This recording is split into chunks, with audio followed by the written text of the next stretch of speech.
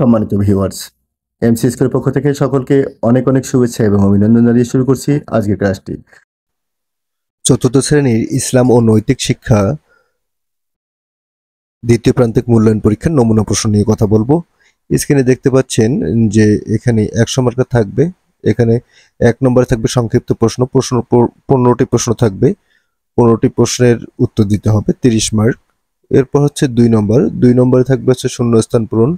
12টি শূন্যস্থান থাকবে। 12টি শূন্যস্থানের জন্য প্রতিটি জন্য 1 মার্ক করে, হচ্ছে 12 মার্ক।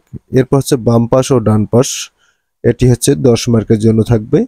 এবং সর্বশেষ 4 নাম্বার থাকবে হচ্ছে বর্ণনা প্রশ্ন, বা যেটা হচ্ছে 8টি প্রশ্নের উত্তর দিতে হবে এবং প্রতিটি প্রশ্নের জন্য হচ্ছে 6 মার্ক করে। এই হচ্ছে 6 48 মার্ক।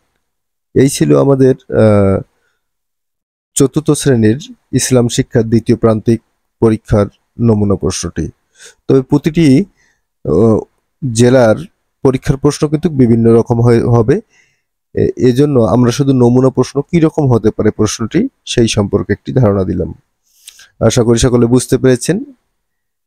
সকলে মন দিয়ে লেখাপড়া করবে। সকলকে অনেক অনেক